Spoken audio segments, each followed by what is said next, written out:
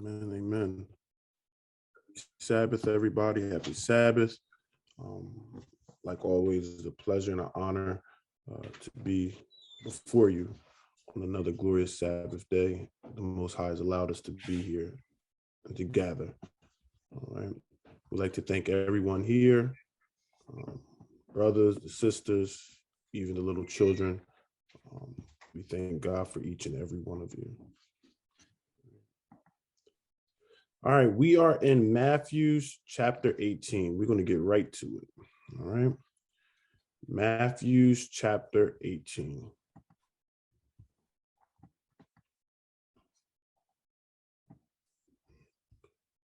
Matthew's chapter 18.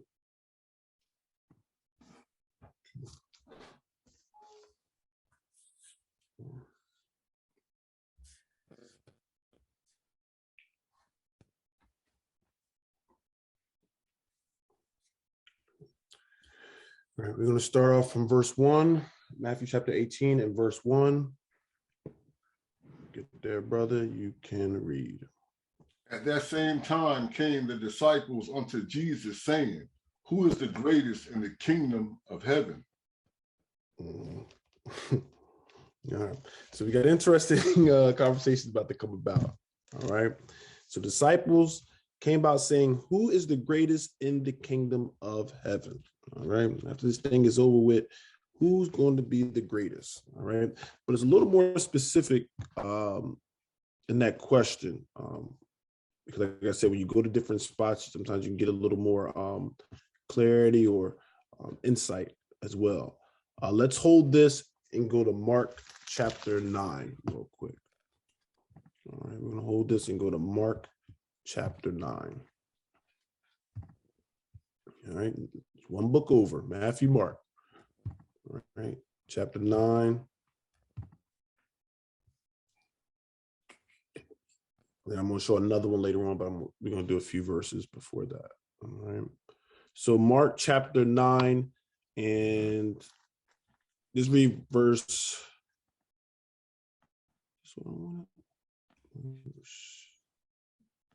Oh, yes. 9 verse 33. And he came to Capernaum, and being in the house, he asked them, what was that ye disputed among yourselves by the way? So they were talking just like it's like children, disciples will talk and have little things amongst themselves. All right. But what was they talking about? Give me verse 33. But they held their peace, for by the way they had disputed among themselves, who should be the greatest. So they started having a conversation amongst themselves, who should be the greatest, but they held their peace at first, right? They already knew probably wasn't something they need to be going back and forth with. All right. But they were talking and disputing about who should be the greatest. All right. We'll have disputes sometimes in the church. So this wasn't, this is something that they went back and forth with probably ever so often. Okay. So let's go back to Matthew 18. There's another spot we're going to visit in Luke, but I want to get a couple of verses before we go there. All right. So who is the greatest in the kingdom of heaven? All right. So it's really amongst themselves who they was asking among themselves. All right. So verse 2. And Jesus called a little child unto him and set him in the midst of them. All right. So Christ being very wise, he grabbed the child and he said, he put him right in the middle of them. All right. So why is he putting this child in the middle of them? They asked a question. He grabs this child and puts him right in the middle of them. All right. Verse 3. And said, verily I say unto you, except ye be converted and become as little children, ye shall not enter into the kingdom of heaven. Y'all see that? He's like, your focus, y'all worrying about who's going to be the greatest in there. Y'all need to be focused about getting in there. Mm-hmm. Y'all catch that? A lot of times we will argue, go back and forth and have these big old drawn out discussions. And sometimes have a lot of it'd be a lot of animosity and everything at the end, right? And y'all forgetting the big point. Y'all worry about who to be the greatest. You better make sure you can get in there. Because what? Christ is seeing the spirit that's in them that's working right now.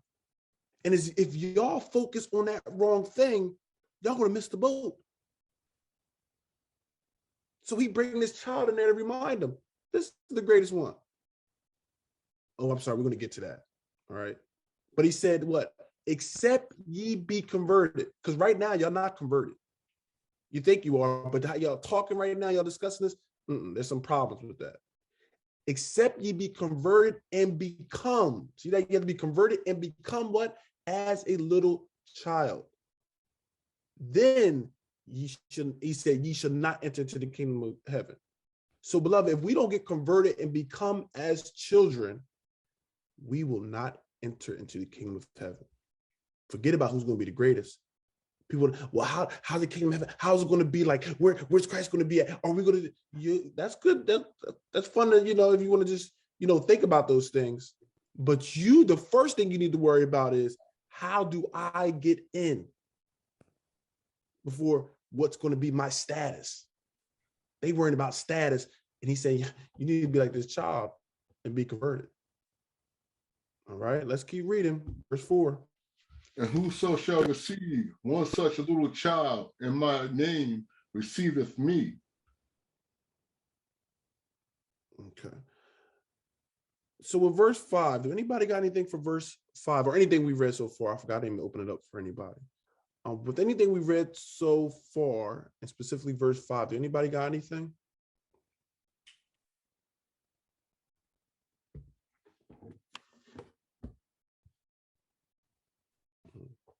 All right, Sean got his hand up.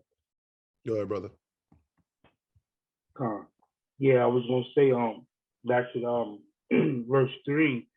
If I don't know if everybody truly understand why he's saying to convert and become as a little children, is because little children, we know they're more humble, they're willing to learn. You can teach them. So instead of these guys being puffed up about who's gonna be the best in the kingdom, who's gonna be the leader, or that's why he said he's telling these grown men, you got to convert and become a little child. Humble yourself so you can learn. Back in Ephesians chapter, that's why he says it in Ephesians. I want to read it real quick. I don't want to quote it off the top of my head. It's Ephesians chapter 3.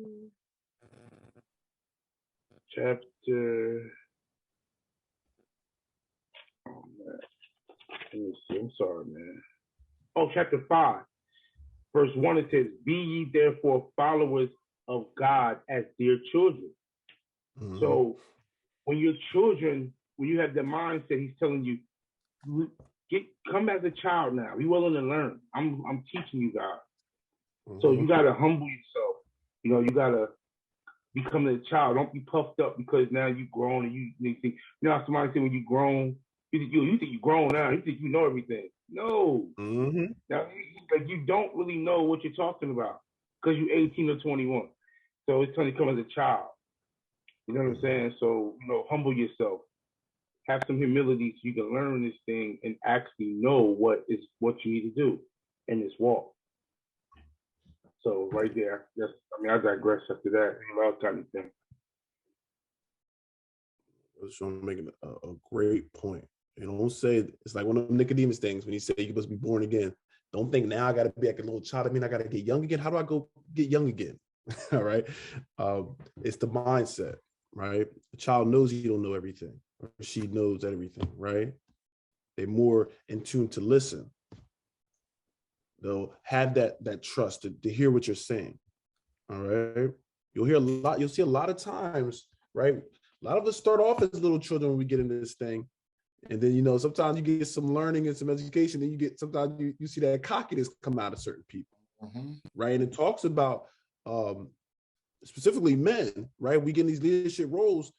Sometimes we need to come as little children. You hear people, I've been doing it for such and such years. Almost like, well, I can't hear. I don't need to listen to you. That's not coming as a child. If you feel that you're already filled up, you're not going to hear anything else. There's nothing they can add to you because you're filled up. But we know the scripture says we know in part. This is why when we hear, we listen to one another. Because, yeah, somebody might have more knowledge than someone else, but that don't mean I can't learn from you, right? We can't learn from each other. That is why the body is constructed. One member can't do it all. Most I put it like that because what? If one person was able to do it all, you would have need of one another. But he's saying he talks about that we're members that make up one body. There's some things that brothers and sisters are going to excel at, but there's some things that we're going to lack at. And we're going to need one another. This is why we need to be humble. We need to come in the spirit of humility. Everybody talk, oh, the spirit of God, spirit of God. The spirit of God is humility. It's being humble, being ready to hear, than to make sacrifices of fools. See, adults, like Brother Sean said, we know everything. Can't tell me what to do. Oh, I could read it just like you did. All right. With that mind, you're not giving no room for the spirit to come in and show you anything. All right. Anybody else? Great point, Brother Sean.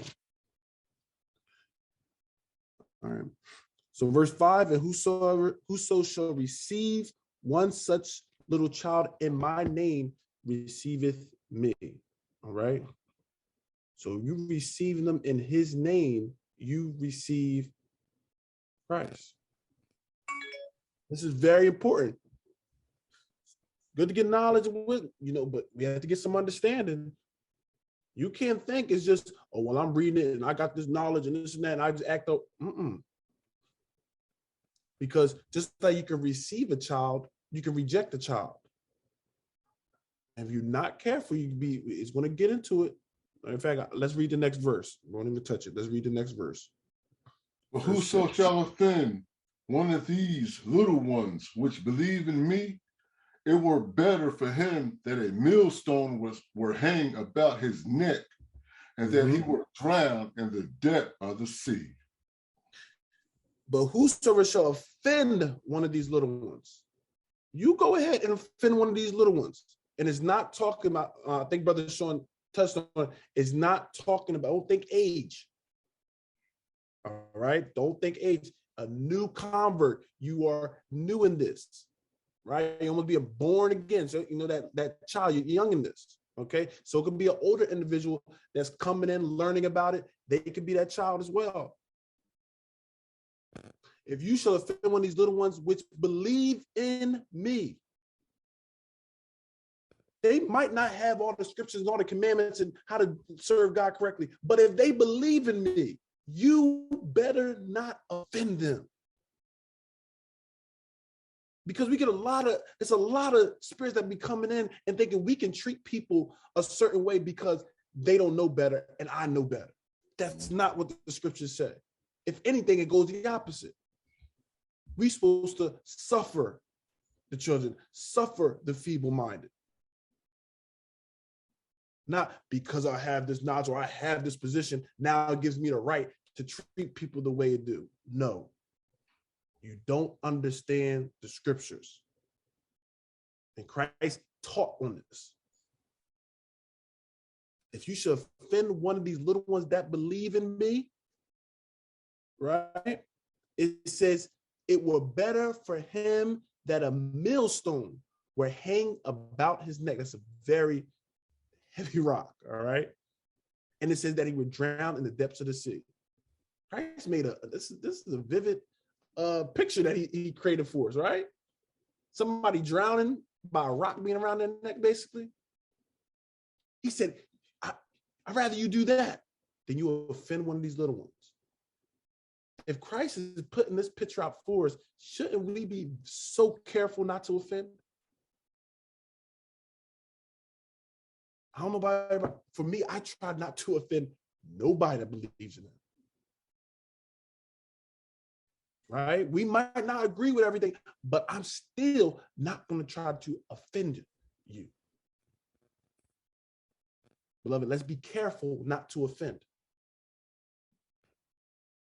I know it feels easy. I know we see it all over the place. I know, well, they disrespected me, so I had to. You didn't have to do it. You chose to do it. But what did Christ say? All right. So be mindful, beloved. All right. But let's stop there. At that verse 6. We'll take it somewhere. Let's go to Luke real quick. Hold that Matthew, and let's go to Luke. All right. I'm gonna show you, because this was the issue, and this is what I love about the Bible. It's transparent. It shows the good, the bad, and the ugly. Right? It's not just showing you, the highlights and everything that went well. It's showing you everything. So you get a clear, precise picture. All right. I'm showing you these disciples, they was a piece of work. They had to go through some things as well, right? But they was being carnal. It shows you their growth, and that's the thing about God. We're going to grow in this, right? We're supposed to grow. Luke chapter 22, verse 24. Luke chapter 22 and verse 24.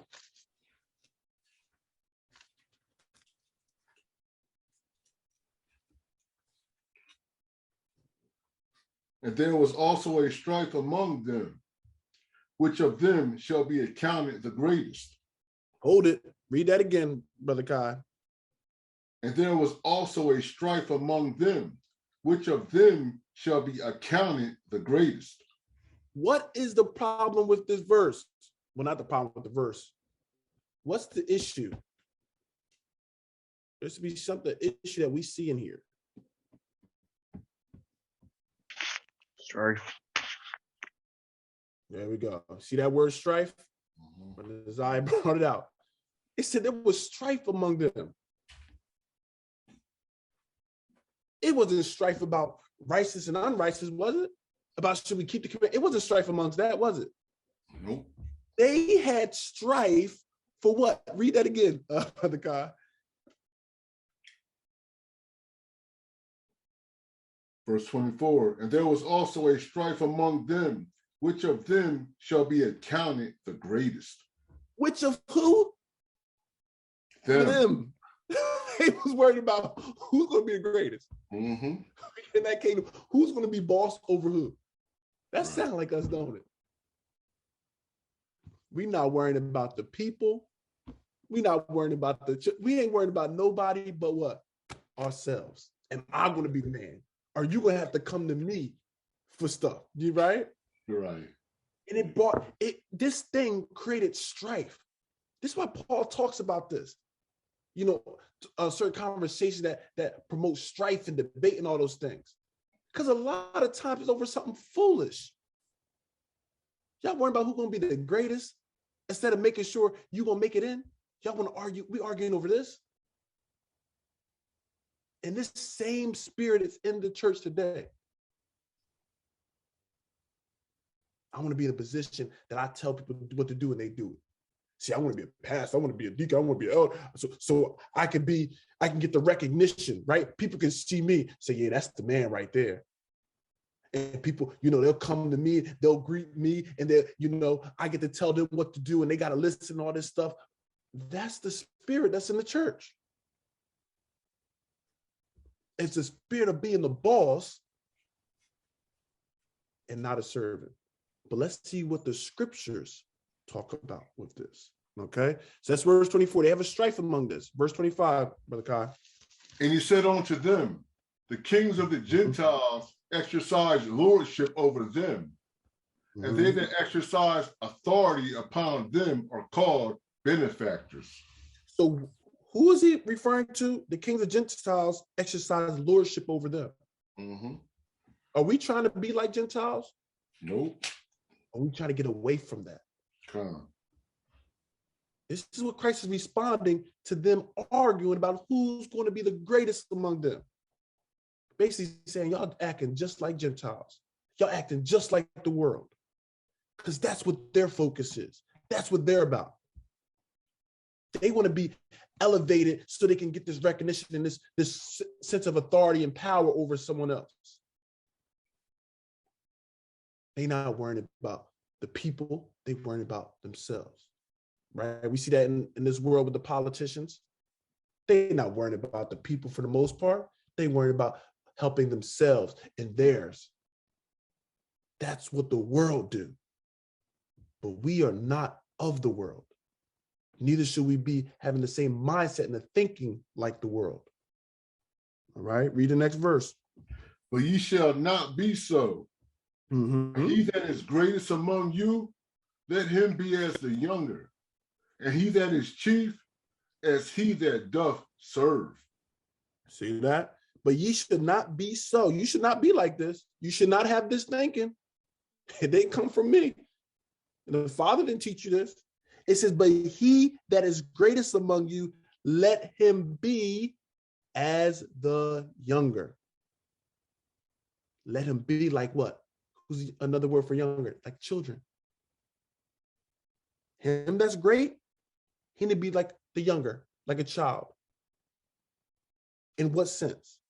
And he that is chief, as he that doth serve. Now this is totally different than the world, huh? Yep. But Christ is telling you, you want to be great. Don't let us no problem. You want to be great? Be great. I'll always be great when it comes to the Lord. But the greater you got to be is the what? More servitude you got to do.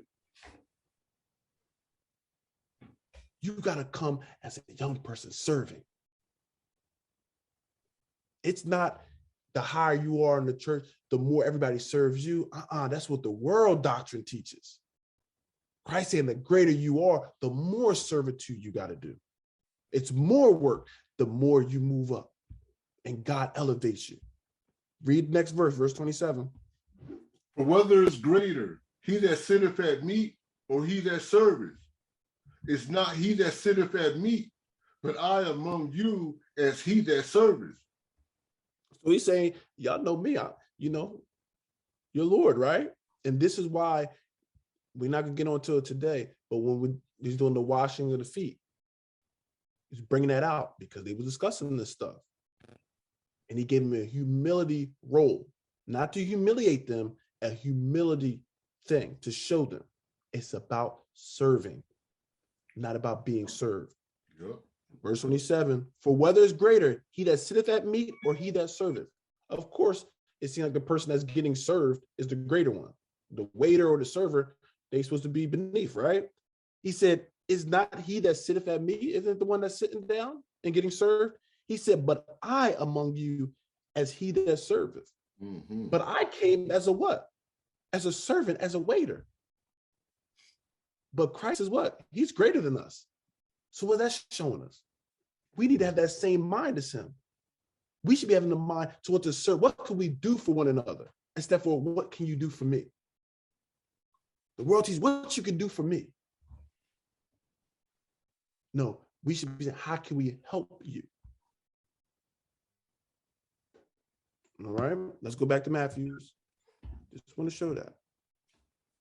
So when you new into this thing, of course, you don't know these things. You were taught, we was indoctrinated, how we're supposed to act and what you should be striving for. But when you get into this truth, it's about servitude, how you can help your fellow brothers and sisters. All right. What verse do we leave off at? Verse 7. All right. Woe unto the world because of offenses, for it must need be that offenses come. But woe to the man by whom the offense cometh. Woe unto the world because of offenses. People are going to offend. That is true. Right? He said, but it must needs come. Offense is going to happen. It's going to come. And you'll hear some people that take the scripture out of context. When they offend somebody, well, the Bible say offense must come. So, you got to get bigger skin. You got to get stronger in the spirit. Okay, I hear you. But what did the part say after that? Why did you stop there? It said what? But woe to that man by whom the offense cometh. We supposed to be trying to walk blameless. We're supposed to be referred to as peacemakers. Not, well, I got this knowledge of, well, they was living it, so I'll let them have it and all that stuff. And you just trying to offend them. Why? Why are you getting satisfaction from offending people? But you want to say you're a child of the children of the peacemakers and children of God. We have to change, beloved. All right. Anybody got anything? All right, verse 8. Wherefore, if thy hand or thy foot offend thee, cut them off and cast them from thee. It is better for thee to enter into life halt or maimed, rather than having 2 hands or 2 feet to be cast into everlasting fire. All right. So it's better. Somebody break that down for me. What's verse 8 saying? Read verse 9 too. I'm sorry. Read verse 9, and then somebody can explain verse 8 or 9. And if thy eye offend thee, pluck it out, cast it from thee. It is better for thee to enter into life with 1 eye, rather than having 2 eyes to be cast into hell fire. All right. Anybody got an explanation of that? Is Christ preaching to mutilate ourselves? Oh no. Go ahead, Brother Sean. No, sir. He is not teaching us to mutilate ourselves or do anything, to cut our hands off or to cut your body parts off. It's basically using this as a metaphor. He's saying basically, when you have sin in you, when you know you have sin in you, something is wrong. Like when you go back to that last verse, when it says the one who offends, when you know you're wrong, you know that you're not in the right spirit, you got to get rid of that sin. As like it says, a little bit leaven the whole lump. When you have sin in you, that little bit of sin can grow. So it's telling you, get rid of that, because and when you enter life, either everlasting life or you're gonna get that lake of fire. You know what I'm saying? So he's not telling you to mutilate yourself. He's telling you it's rather for you to enter life maimed or halted, but he's telling you, get rid of that in you. Don't be caught lacking where you're gonna either get the everlasting life in the kingdom or you're gonna get the everlasting life in fire damnation. So you gotta be clean. That's why he says cut the hand off. Because he's telling you, no, get the sin out of you. You want to be unleavened. You want to be unleavened, not leavened. I digress. Anybody else? Anything to add to that?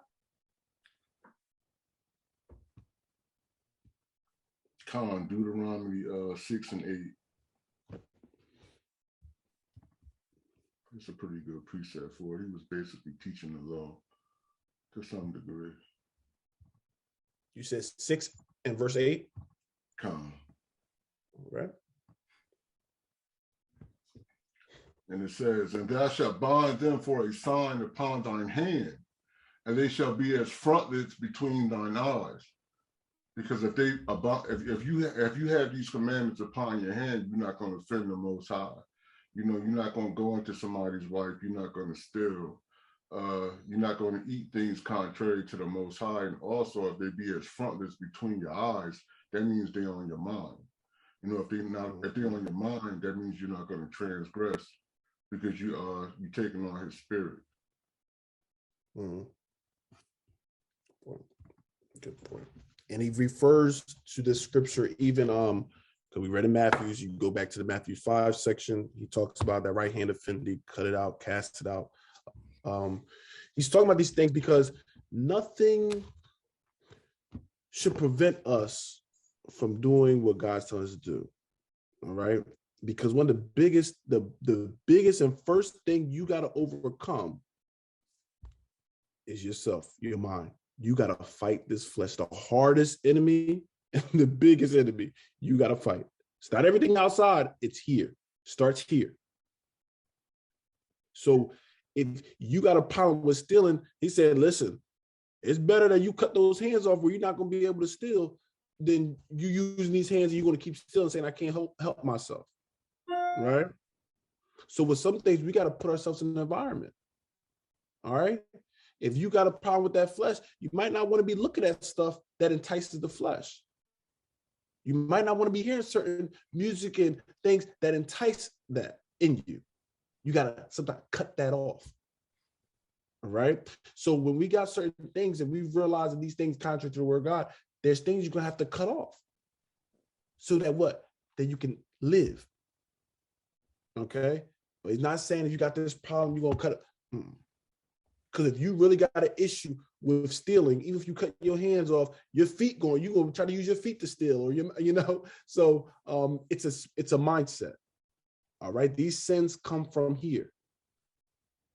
So we have to purge those things. Talk about that. You got to purge that mind.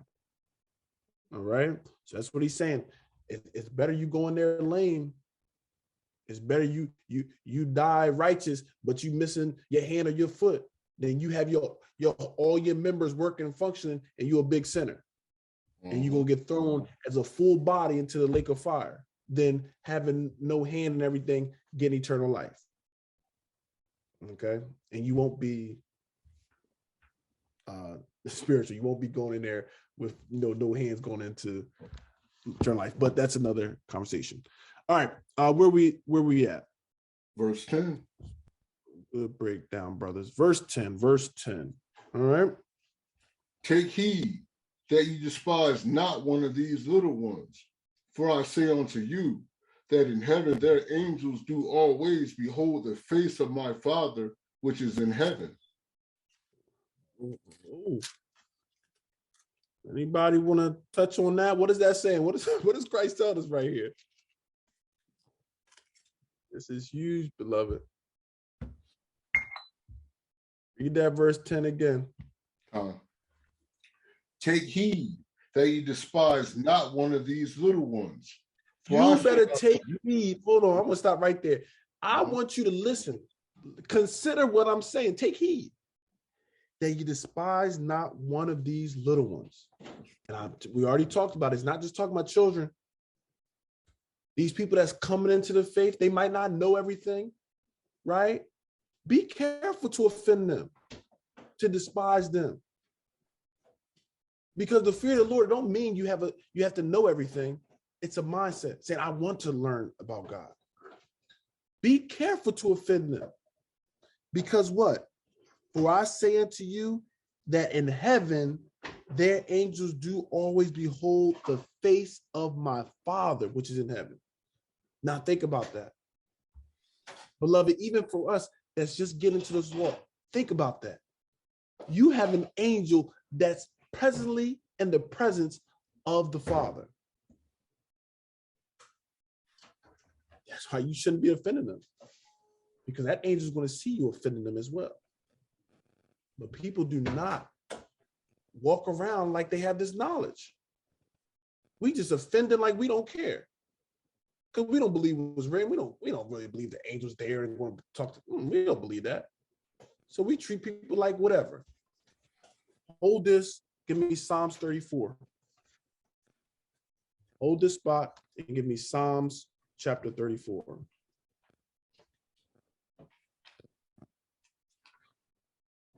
I'm making this point, beloved, because it's so easy to just start offending, start doing whatever, but that's part of our walk. That's just as important as keeping the Sabbath, just as important as the dietary laws, important as the feast. We got to do it all.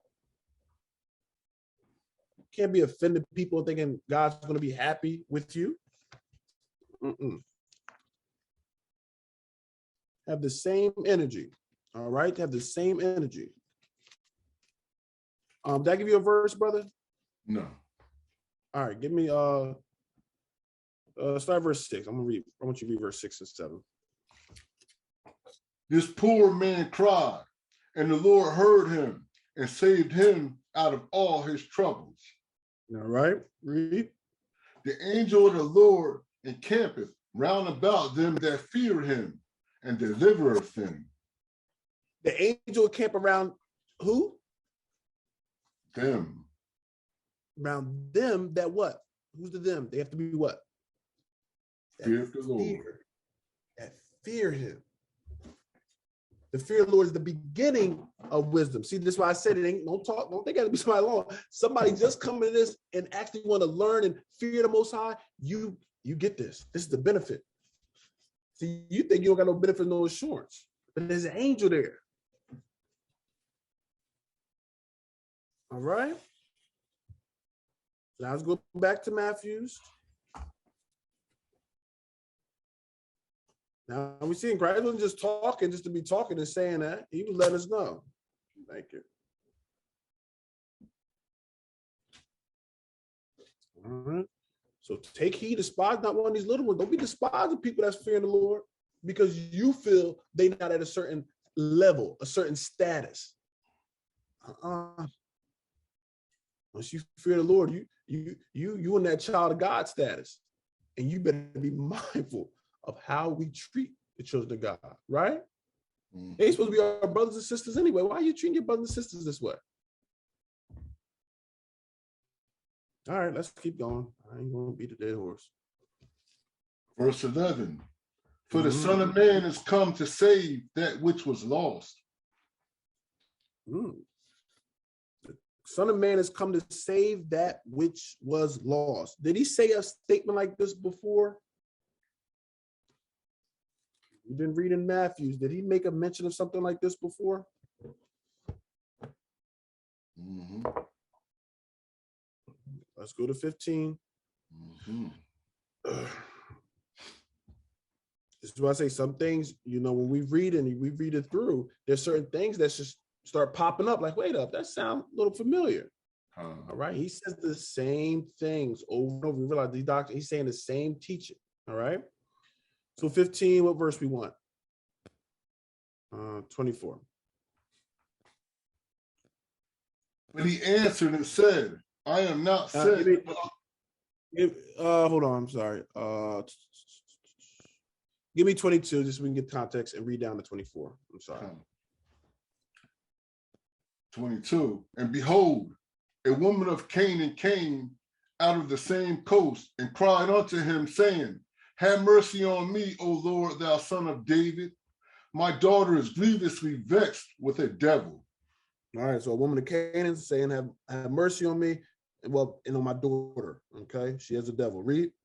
But he answered her not a word. And his disciples came and besought him, saying, send her away, for she crieth after us. Disciples like, man, send her away. We ain't trying. She's trying to cry after us. We don't want to be bothered. Verse 24, listen. But he answered and said, I am not sent but unto the lost sheep of the house of Israel. All right, so we're going to keep that. So remember, you're already saying I was sent but unto the lost sheep. All right, now go back to Matthew 18. Read that. I want you to read that because I need you to see the animal that he said too. I'm only sent but the lost sheep of the house of Israel. All right, read verse 11. For the Son of Man has come to save that which was lost. Same thing he's been saying, come to save them, that which is lost. So it's very specific. There's some people that's lost, right? When you lost, that means you had something, right? You went away. They say you lost. I mean, you had a home and then you kind of went away and now you can't find your way back. And that's what happened. You read this Bible, we had the commands, we had the scriptures, right? That was home. That was paradise for us. And then we ventured away from the scriptures. And like we read last night, that veil's there that's showing we didn't know how to get back. Right? We was lost. Okay? Lost from the knowledge, lost from the understanding. Okay? Read the next verse.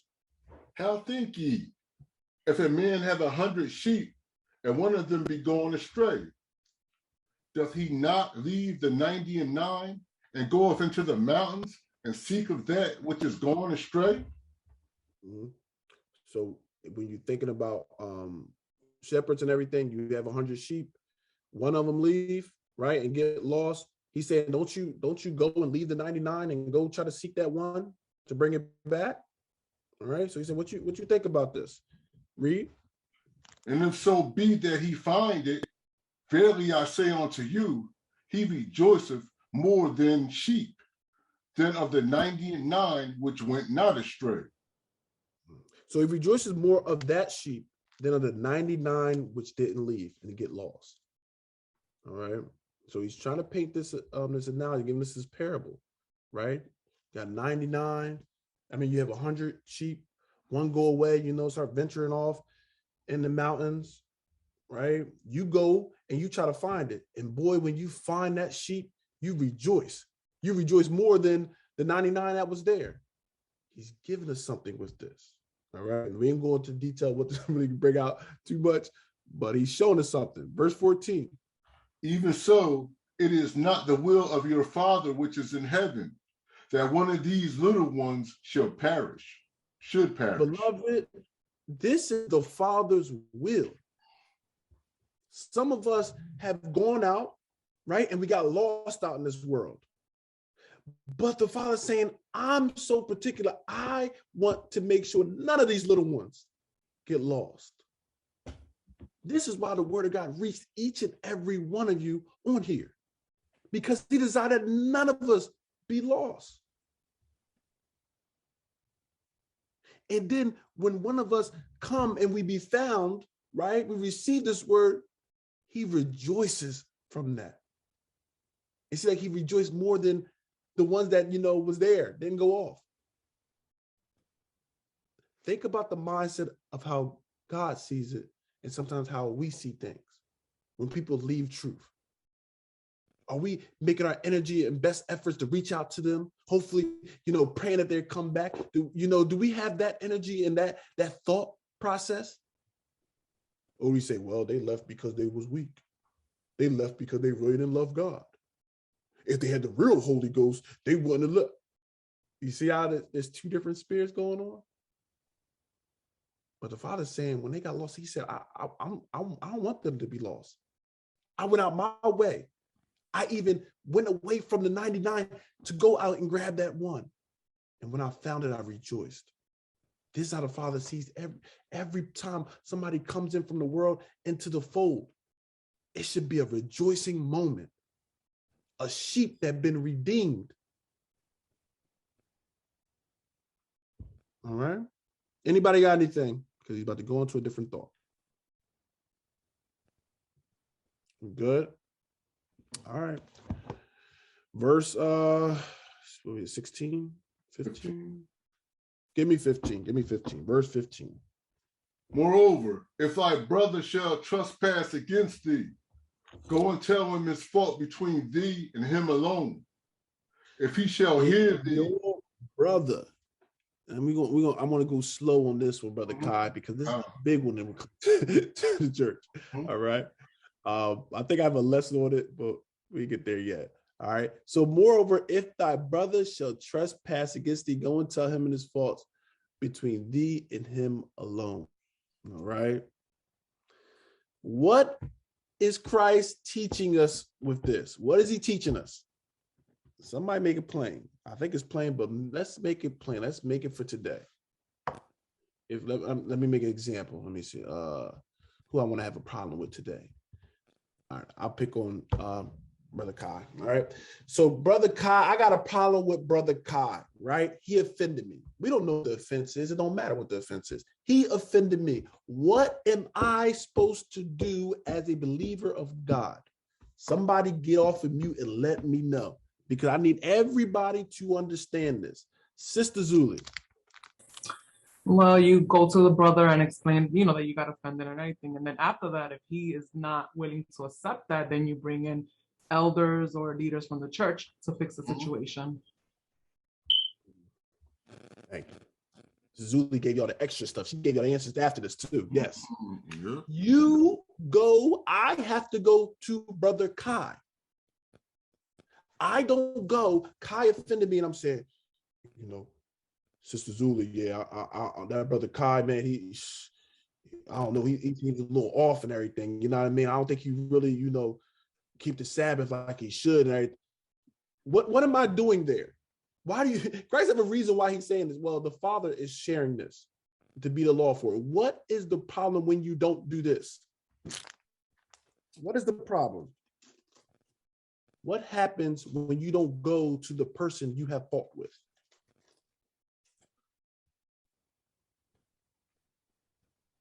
All right, Sister Zuli.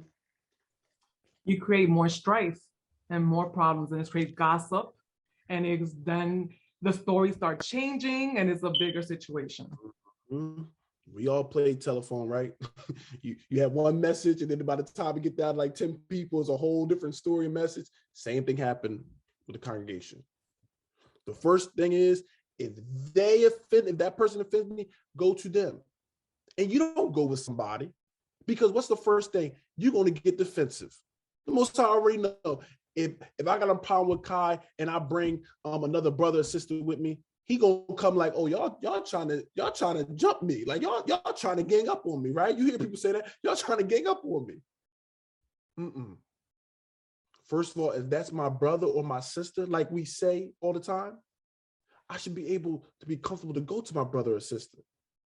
And if they my brother and sister, they should be able to hear what I'm coming with. Sometimes it gives an opportunity, because the thing is, Kai might not even know he offended me, right? At times we'll say something and we don't even, oh man, I didn't even think of it like that. I give opportunity for my brother to say, listen, I didn't even know I offended you.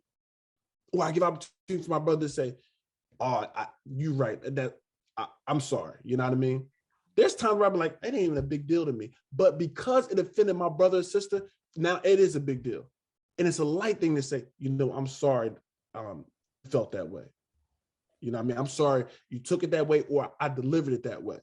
You know what I mean? I'm sorry. Because that's what this is about. Right? So you're supposed to go to them alone.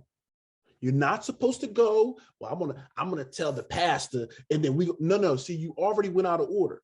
Because you might have, and this is the reason, because sometimes we have our ulterior motive. Some people just want to tear another person down.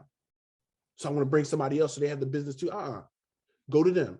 Just like if something is you offend somebody, you want somebody to come to you. But see, we want to do things outside the Bible. We don't want to do what the Bible say, but then we want the results of the Bible. Right? This is why there's so much chaos in the church. Because we're doing other things outside of it. This is where when Moses didn't it say thousands were murmuring against Moses. Mm-hmm. How you think that started? The whole thing, they could still have their lives if one of the brothers that had offense with Moses would have came and said, Moses, I had, you said this, but I don't see this like this, or this or that. Maybe Moses could have brought clarity to that brother or that sister. But no. The brother probably knew he would get cleared up. So what are you going to do? He's going to go to somebody else. And that person go to somebody else. And then you have a rebellion. And it cost them their lives, beloved. Think about that. You could have spared lives if you would have just went to your brother or your sister. And you need to be careful, beloved, because people are going to come to other people because they see you as weak. It should be an insult to you. And you know how we kill that spirit in the church? It was When Brother Mike is coming, and I'm coming to Sister Danielle, Kai, this and that. Brother Michael, no offense. Did you go to Kai? Nah, I want to tell you because Kai gonna take it. Did you go to Kai? All right, whatever. Let me get us, sister. Mother Val, Brother Kai, and this. Wait, did you go to Kai? No, because I try to go to Sister Danielle and everything, but did you go to Kai and tell him first? Right. You know why? We don't want to do that. You know why, Kai? Because we want to hear what's being said. We love to hear what people got to say about somebody else. See, I knew it. Yeah, it was something about Kai. It was something about him. Because you know what? Kai probably called me out now, and now I got somebody else to agree with me, and we can double team Kai now. Sister Zuli, have her hands up. Yeah, I like to say, we all have offended someone, and somebody offended us, and but sometimes you got to go into prayer, because sometimes the other person, you don't know how they're gonna react to a situation. And if you want to talk to somebody, correct me if I'm wrong, if you want to speak to somebody, make sure that person is spiritual and somebody that's confidential, that you be able to open up and explain the situation, or have, because I feel like sometimes it's hard to for a person to be approachable. So it's kind of like depending who the person may be. You know, correct me if I'm wrong again. You know. No. You're on the money. Now, the one thing I will acknowledge with this, does this work for everybody, beloved? Is he talking to everybody with this? No. No, this does not work for the world. They're supposed to bring you out for this. All right. I'm not going to say take the practice away. No, you should go to them, but it might not work this way. It's saying to your brothers, to your sister, because it should be a certain way because you're supposed to love one another. Right. And he's going to get to this as well. But before we approach, and Julie brings a great point, I'm glad she brought it out, we should be prayerful, beloved, because we wrestle against spiritual things, right? Our brother might be mad and taking things out, or sister might be mad taking things out, but it's really not, she's not really attacking me. There's something that they're trying to deal with, but it kind of comes out and it seems like an attack towards me, right? So when we're coming, and we're coming to somebody and they do get offended. Man, Michael, see, that's your problem. You think you all this. I gotta know. All right. It's something going on. Maybe my word's not going to help right now. Maybe I should pray for them. If it's not, sometimes it's not a big deal. I'm not going to even probably bring another witness or whatever. Because right now, I know this ain't my sister, my brother. They probably going through something. And maybe through prayer and some time, they might reveal their faults. They might actually come to me and apologize by that, right? Because there's some times where we don't mean to cause harm, but we just are something disrupted in our spirit, right? So make sure you always be prayerful. But if you want to bring it out, they should be the first one to know. Because the first thing that's going to come out, if you told my business to someone else and somehow it came out that they told, it's going to come to, wow. Oh, so you have a problem with me. You can't face me like a man or woman. You're going to go to somebody else. You see how it's still going to be an issue. So if it's not a problem, you don't feel comfortable telling that person, okay. But we shouldn't be spreading around to everybody else. Because what we do is that person might not be able to deal with that information a certain way, right? They might not be able to process it. And you can make somebody look at somebody differently, right? If I say something about Kai to someone else, they might look at Kai differently, right? They might have a good perception of Kai and everything. Now when Kai say, oh, shalom, now you got in your head, oh yeah, shalom, yeah, all right, hey, what's up? You know what I mean? I'm thinking about what Zuli said about him. Shalom, I know about him, right? This is how games get played, beloved. It's so simple. That murmuring, it happens, it's like wildfire, right? But like I said, if somebody is new to this and everything, and there might not be certain things and avenues, we have leadership, go to and talk to, and confide with. All right. And they should handle it a certain way. Okay. Brother Sean, get your hand up. Yeah, to add on to what Lucy said, the thing is about what we just read in Matthew is, you go to your brother alone at first because, a lot of times sometimes people know they offended you. But sometimes you might offend somebody you really don't know you offended them. So you could be in error and ignorance, and then you go to them. It's just like it says, because you want the thing to go to them is because you want to try to, smooth the thing go because you don't want them to be in error, because you want to help them save their soul. They could be in error to the point where they could hide them up to sins, like it said in James 5, verse 19. It says, brethren, if any of you do err from the truth and one converted him, right? Verse 20 says, let him know that he which converted the sinner from error of his way shall save a soul from death, to hide a multitude of sins. So our objective of going to them is to help them to come back, like basically come from that error, not know, because some people offend you, they know they offended you, but you still go to them, hopefully you can like, I know I did, sometimes people offend you and he don't even know it. And then you be like, oh, I didn't mean it that way. So you know what I'm saying? So you wanna admonish them by warning them and letting them know, so you can help them get out of that sin. You know what I'm saying? So some people in ignorance in it, you know what I'm saying? So I digress. That's how I saw it as well. No, and that's how we should see it. The offense, we doing it out of love, right? If it ain't out of love, you wasn't sent to correct it. You got to make sure you get right. Because if it comes, it should be out of love. It should not come you telling somebody how you offended and now you get in an arguing match with them. All right. Mother Val. Yeah, I was thinking a lot of times too.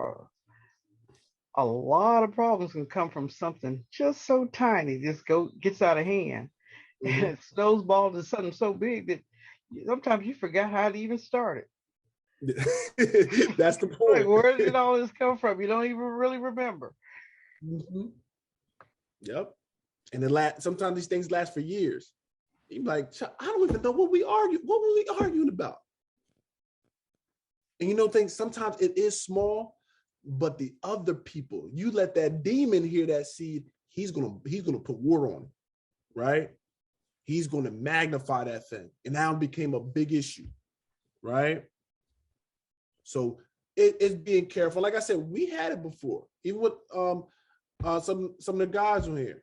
I always say, listen, we have to have a free line of communication. We got to talk, right?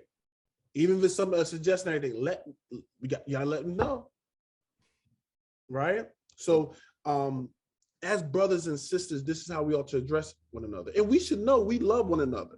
See, that's the problem. When you don't think somebody love you, you might get offended with it, or they just trying to pick it on me and all that stuff. Right. If you always somebody, you should be always saying, "How you doing?"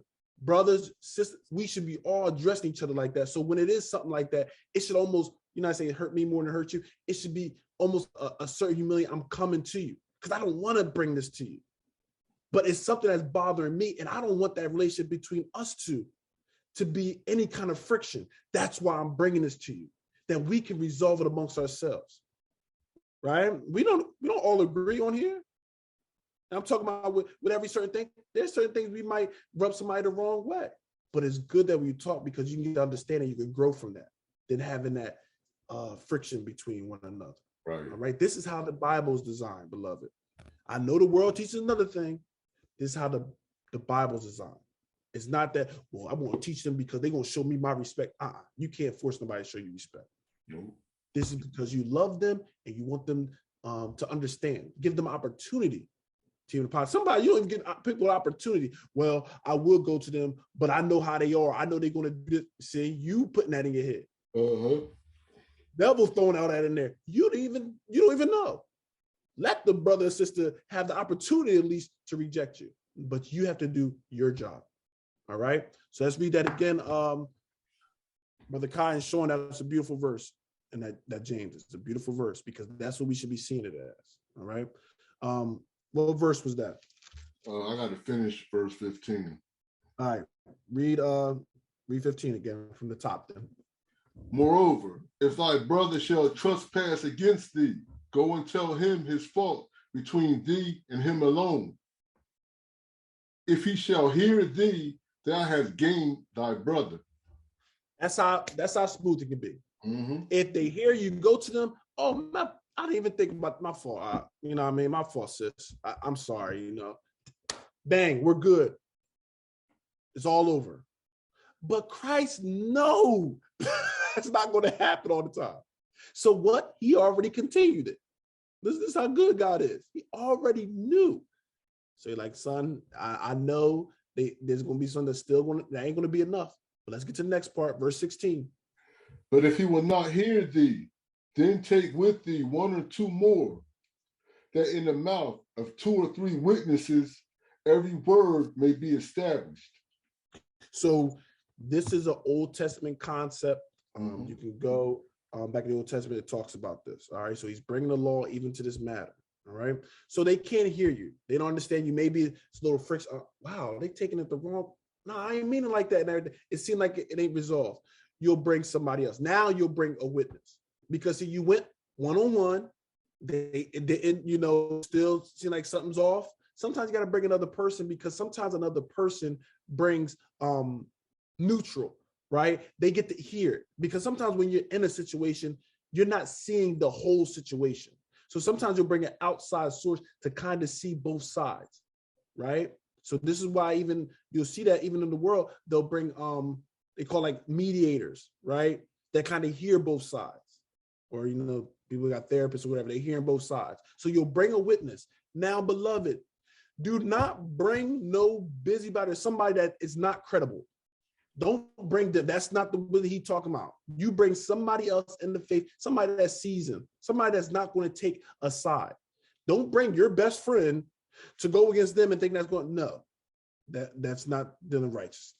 All right. Bring somebody seasoned, somebody that has some knowledge and words, you know, that have been exercised in it. Okay. So you'll bring somebody else, because it says with 2 or 3, every word is going to be established, right? They're going to hear what you're saying. They're going to hear what the other party's saying. And maybe through that, there's some resolution that can come about. Okay. This is what Christ tells us to do. All right. That everything can be established. Because usually we got somebody else that's neutral. No, I hear what you're saying, but you got, that is wrong. So, okay. But bruh, that, yeah, you shouldn't have did that as well. All right. Because sometimes both parties are at fault, right? Even though you might have got offended, but you might have did some offending, right? So you bring that witness in there. Hopefully it can get solved like that. Usually it should. Between 2 saints and you bring in a third, it should get resolved. I'm just going to let you know that right now. If it's still some chaos and some, you know, well, I don't like them, that somebody got the spirit of the devil in them. I'll just make it plain. Between believers, it should not get to a certain level. All right. Now let's go. Now you got your other witness. All right. That every word be established. Verse 17. And if you shall neglect to hear them, tell it unto the church. All right. Now we tell to the church. Hold on, Kyle. I want to break this down a little slower. If he shall neglect to hear them, tell it unto the church. We're going to have a couple more people, but you're not going to be blasting all the information on this platform like that. All right. But you'll tell it to the church. All right. We'll address it. You need more than make the one witness didn't do it, whatever. Bring the leaders of the church. Now we discuss it. Okay. It's not saying you're going to blast somebody personal information to everybody. All right. You'll bring the leaders, the hierarchy, then let them hear the matter. All right. And they can address it. All right. And then what? But if he neglect to hear the church, let him be unto thee as a heathen man and a publican. Now, if they didn't hear the leadership of that church, they what? They don't want to be a part of the body. He said, okay, they don't want to hear it, because everybody not going to be wrong now. You got to really consider if 5, 6, 7 people over there, they all seem the same way, that listen, you off on that, and you still ain't, you got that rebellious spirit. So he's saying, okay, now you treat him as what? A heathen man and a publican. This is why I said this is not applied to the world. We're trying to apply biblical principles to the world. This is with believers. If they can't hear the witness, and then they can't hear the witness, then they can't hear the church. All right. You say, okay, you do what you got to do. All right. And that's how Most High moves people even out of the church. You know, the wolves that come in sheep clothing, that's how they get out of there, because a sheep is going to consider. They're not going to fight against all the other. That's a wolf tendency. A wolf don't care how many sheep it is. He's ready to devour. He don't care if he go against everything. All right. That's how you purge it out, the righteous way, because the Most High is going to maneuver it out after that. Okay. Everybody okay? Anybody need anything explained with that? I know we've kind of briefly gone through it. All right. That's the way we're supposed to deal with issues. All right. And if it feels like you're not comfortable going to somebody, then that's already an issue in itself. And we need to make sure sometimes you got to create those relationships, right? Sometimes we don't feel comfortable because, you know, it's hard now because we're over online and everything. But this is why we have these conversations and everything. Some things you don't have to go to certain people. right? There's sometimes when you know somebody, right? Like Sean and Kyle, they know each other, they've been knowing each other and everything. So they hear something about their brother. There's certain things they'd be like, nah, he ain't say it like that. No, you must have misquoted something. Nah, that ain't how, you know what I mean? That's the relationship we're supposed to have. Certain things, I don't even need to go to them, right? But if something offends me and it feel like it's going to mess up our relationship, we're supposed to go to them, right? Get that stuff corrected, because sin does not just stay the same. It's like a parasite. It got to grow or it's going to die. You having that issue with that brother or sister, 5 years from now, it's not going to be that same small issue. That thing is going to grow. Instead of having that conversation, you're going to let it out at the wrong time. And it's going to tear your brother and sister up, and it's probably going to, definitely mess you up. That's why he's saying you got to get this stuff out. You got to talk to them. And then say, hold it in and say, you just got to get more spiritual where it don't offend you. No. See, that's a disaster. He knows certain things you got to get out and let them know. If they're a brother or sister, they're going to hear you, right? Just make sure we come in the spirit of love. All right, where we at, brother? Verse 18. All right. Verily I say unto you, whatsoever ye shall bind on earth shall be bound in heaven. Mm-hmm. And whatsoever ye shall loose on earth shall be loosed in heaven. All right, we read that before, and it's talking about we. It ain't just to Peter, it's dealing with all of them. All right. Read the next verse. Again I say unto you, that if two of you shall agree on earth as touching anything that they shall ask, it shall be done for them of my Father which is in heaven. That if two of you shall agree on earth as touching anything that they shall ask, it shall be done of them. Beloved, if two of us, this is why I say touching and agreeing. This is why this is really brought out great points, right? With the conversation before. But if you got two gathered, right? When you maybe the fault, you got one, you got that disagreement with that person. But if you bring somebody else, right, and you being righteous where you at, 2 or 3 gathered, and something's going to happen. Then you definitely bring in the church. Something is going to happen. Something, that spirit going to come out, right? That spirit usually going to submit or it's going to break off. All right, but we got to make sure we're touching in an agreement. And to be touching in agreement, we have to do the things like God told us to do it. That's right. So if we don't go how the Lord tells us to do it, we shouldn't get the results. Right. And that's why I say, if you I used to make my brownies. I'm not nothing in the kitchen, right? But I used to make brownies, right? They got the instructions on the back.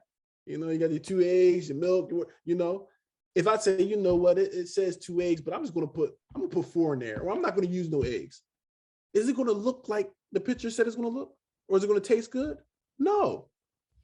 It's not the picture's fault. I changed the ingredients.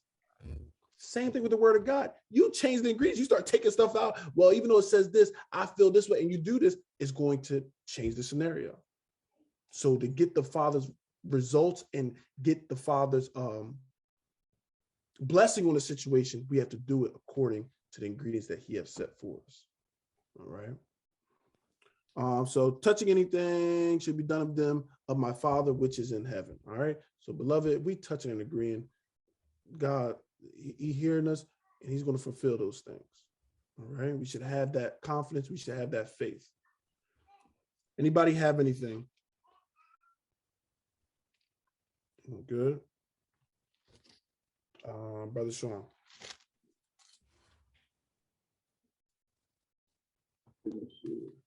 Yeah, to add on to that, we see that again in that same chapter of James 5, to go with that. Verse 16, it says, confess your faults one to another and pray one for another, that ye may be healed. The effectual fervent prayer of righteous man availeth much.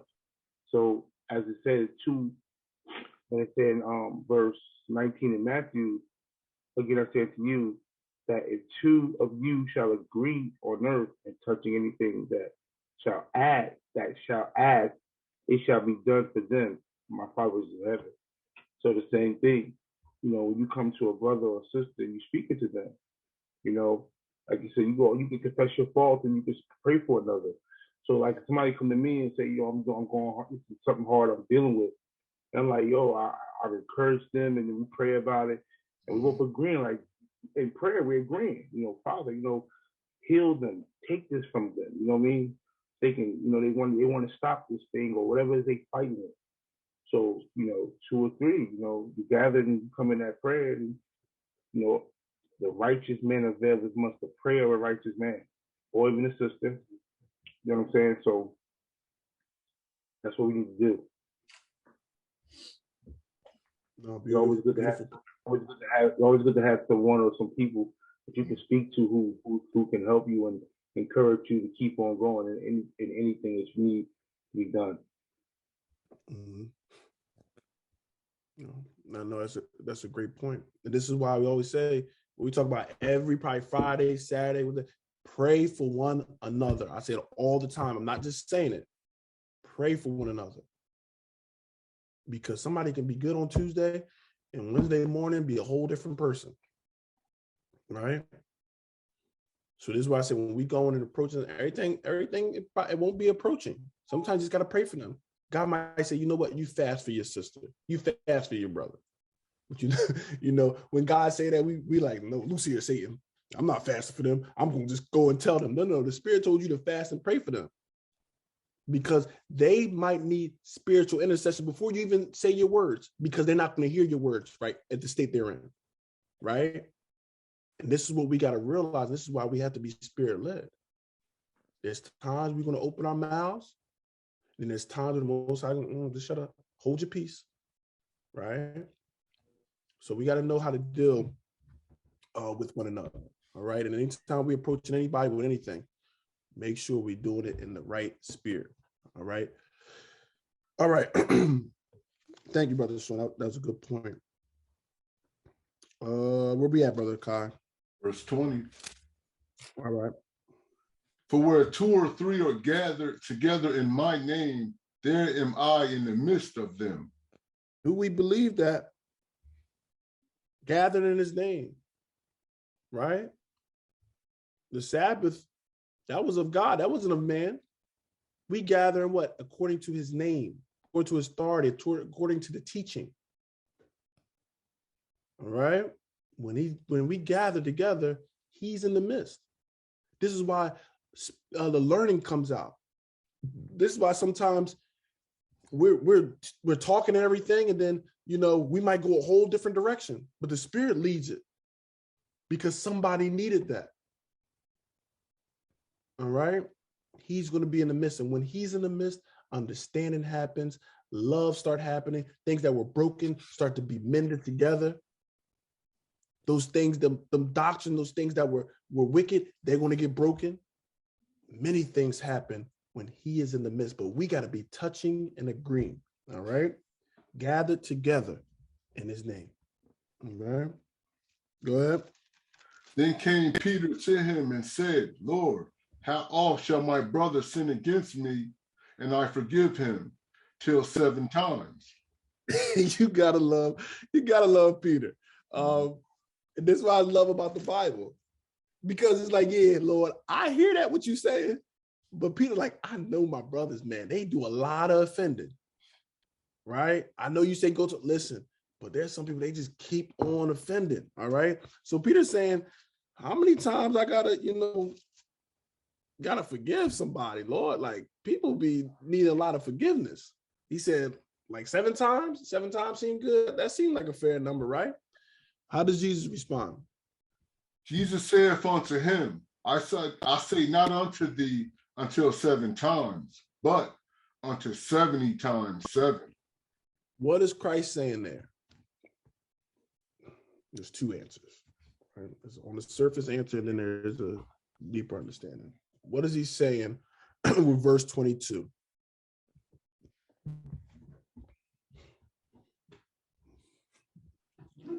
Anybody know?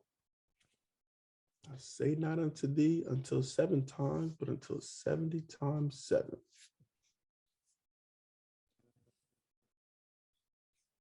Anybody know? All right.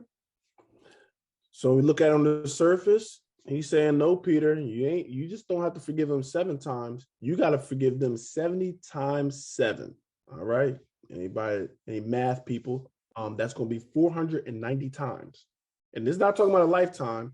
This is talking about a day. All right. 490 times a day, forgive them. It's not to say count. Me and the elder, sometimes we, with other brothers, sometimes we be funny with it. Like, when the brothers offend me, I'm like, all right, you got 469 more times to offend me today, But Christ is putting that big number to say, listen, we should always be in the spirit of forgiving. You should be thinking, well, I don't know, their forgiveness is about to run out. Why do you think Christ is saying this? Now, there was some question now. Why do you think Christ is saying he giving them this number? What is the big picture that he is trying to illustrate through this? Some people don't grab it. They don't get it. What is Christ trying to illustrate?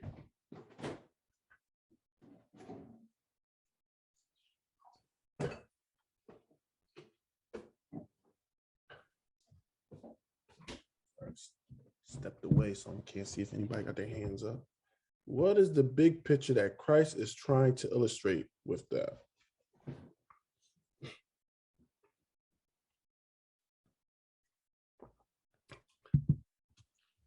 Brother Kai and Mother Val. Let me get Mother Val real quick, Kai, and you can go after if that's all right. Mm-hmm. I would just say, as we as a people, we do have a limit. Yeah, it's like, okay, this is enough, and I guess Jesus letting us see that. This is a continuous thing. You have to bring a whole lot of patience into this. Absolutely. Go ahead, Brother Kai. Great point, Mother. Just thinking about it, imagine how many times we have offended the Father.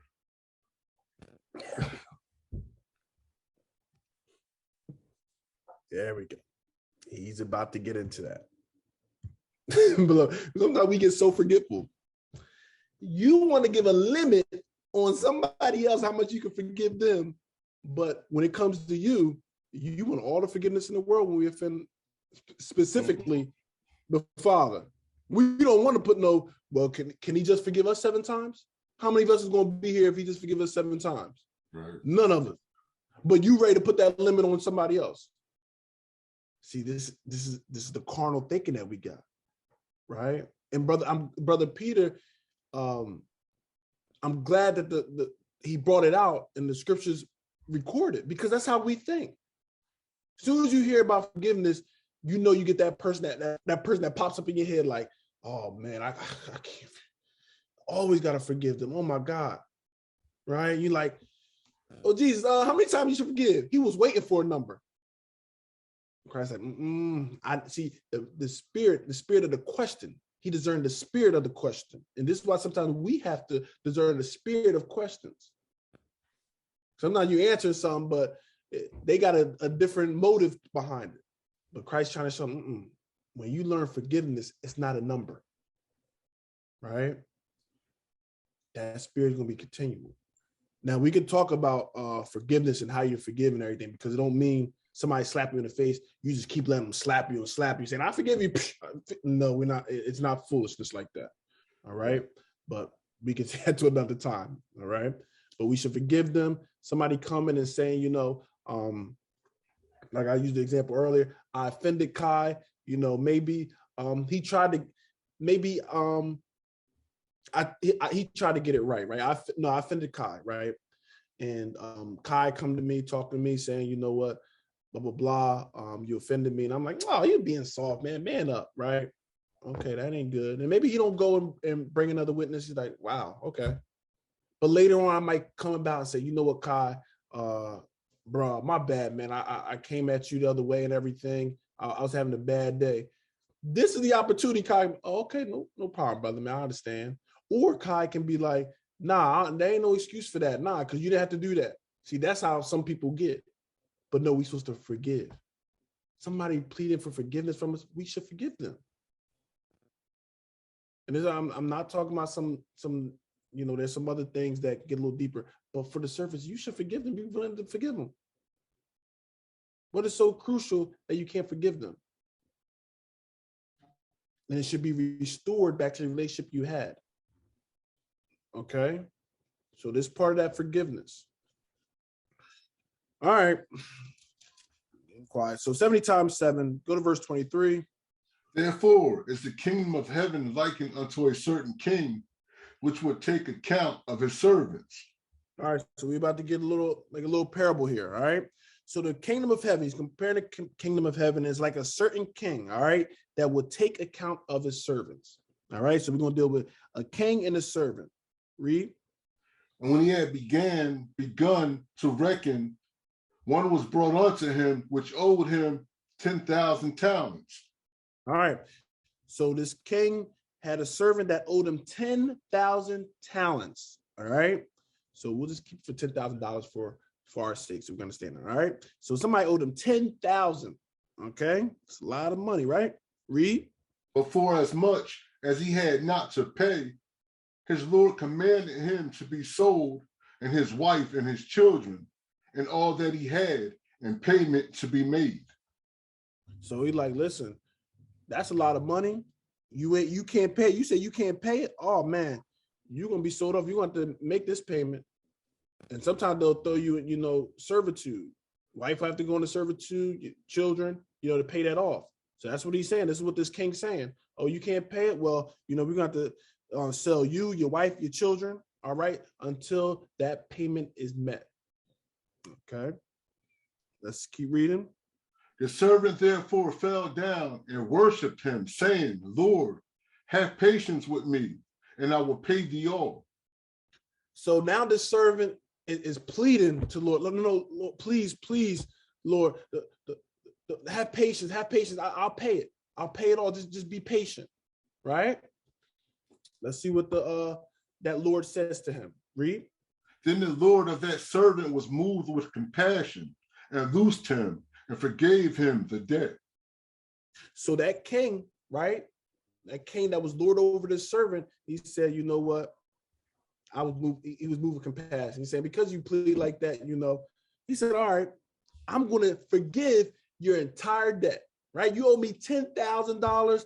I was going to make sure you paid it all off and everything. But because you fell down, you worshiped, right? And you pleaded your cause, he said, I'm going to forgive it. That's something to rejoice about, right, beloved?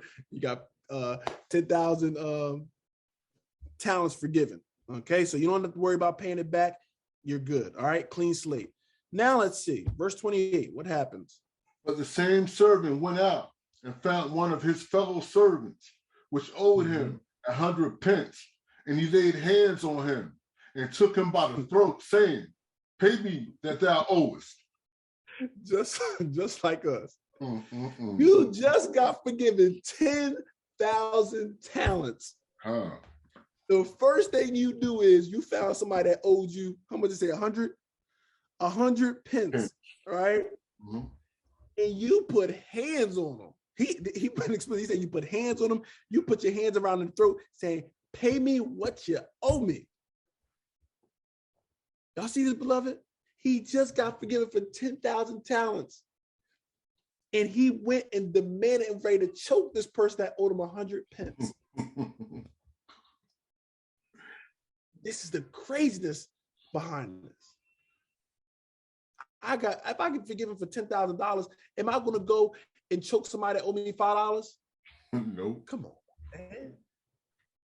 man. You get that $5, that ain't nothing. I just got $10,000 debt wiped out. I ain't worried about the $5, right? So that same, you would think it would show that same mercy. Right. Everybody's not like that. Read. And his fellow servant fell down at his feet and besought him, saying, have patience with me, and I will pay thee all. Now, what is he doing?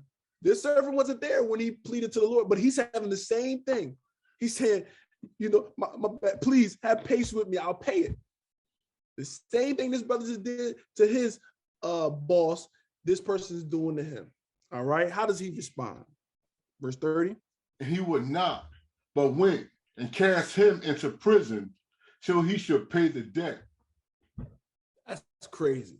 You're like, yeah, you pleaded, but nah, I don't want to hear it. he threw him right in jail. You're gonna pay this. You're gonna pay this debt off. Read. So when his fellow servants saw what was done, they were very sorry and came and told unto their Lord all that was done. So they said, man, they seen this and said, man, he gonna throw somebody in prison and he just got forget. We snitching, right? So they went to his boss and told him what he did. You know that guy you forgave 10,000 pounds for? He just put hands on this guy that owed him, just a couple 100 pence and threw him in the prison saying he can't get out until he pays it off. So let's see how the Lord going to respond. Read. Then his Lord, after that he had called him, said unto him, O thou wicked servant, I forgave thee all that debt, because thou desirest me. Read. Shouldest not thou also have compassion on thy fellow servant, even as I had pity on thee? You wicked. Some people just wicked. It's like, I just forgave you because you desired to be forgiven. And I felt compassion and gave you compassion and forgave you all your debt. Why couldn't you show that same compassion to someone else? I had pity on you. You could have pity on someone else. I forgave you. You couldn't forgive somebody else. He loved you. You couldn't love someone else. Read. And his Lord was wroth and delivered him to the tormentors till he should pay all that was due unto him. Oh, because you want to be like that, right? You ain't want to learn from your mistakes and what I showed you to do. You know what? Now you're going to be sent and be tormented until you pay every talent you owe. Read. So likewise shall my heavenly Father do also unto you, if ye from your hearts forgive not every one his brother their trespasses. This is why I say it should be very easy, beloved. And this concept comes from what? Remember the Lord's Prayer? Kai, give me Matthew 6 in verse 14. This is why when we go to one another and they ask for forgiveness, I don't even, to be honest now at this moment, no is not even in like my thought process. Even if you don't mean it, if you come to me and say, Mike, can you please forgive me? Yep, no problem, bro. No, sis, no problem. It should be simple, y'all. It really shouldn't be. The only reason it should be hard is because you are not where you're supposed to be. That's the only reason it's hard.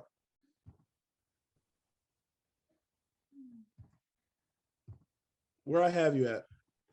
9, I believe. 6 and 9. Matthew 9?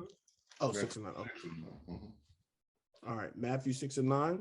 He's reiterating the same point. So after, they call the Lord's Prayer, gives it this at the end. All right. No, we're not go through the Lord's Prayer. Give me go down to verse 14. For if ye forgive men their trespasses, your heavenly Father will also forgive you. He might. Did it say the Heavenly Father might forgive you? No. Will. It says he will. You see that guarantee? Yep. If you can forgive men their trespasses, the Father going to forgive you. That's a guarantee. That's what I love about the Bible. It's a guarantee. But read the next verse. But if ye forgive not men their trespasses, neither will your Father forgive your trespasses. That's how simple it is. But if you can't forgive, okay. You just can't find in your heart to forgive. Okay. He can't forgive you. And you see how his word is stamped on that? He can't forgive you. So I will ask the question again, is there something that you can't forgive someone for? And remember, when we talk about forgiveness, and we can, like I said, we can go into detail later on. We talk about forgiveness, don't mean now that be best friends and everything, because some people do some wicked things. But this in the context is dealing with one another. We're supposed to be serving God together. What can I forget my brother and sister for? We shine for the same goal. Do we understand the things we have done to the Most High God? If you don't get it, what he's saying, he's talking about us. That servant that owed, that 1,000 talents, that was us. We couldn't pay that off. We could not pay. It was too much. This is why Christ had to come with his blood. That's why I said blood is the riches of his glory. That thing was able to pay all our debts off. We all was owing thousands of talents to the Most High. But he came and said, no, I'll pay it off. So he forgave us. And now, because somebody now owes us 100 pence, we don't want to forgive them. We want to throw them in the jail and say, nah, you're going to pay this what you owe me. Nah, I don't want to hear no, I'm sorry. Nah, you disrespected me in front of everybody. Nah, I don't want to hear that. See, that's what you're doing. This parable was to you.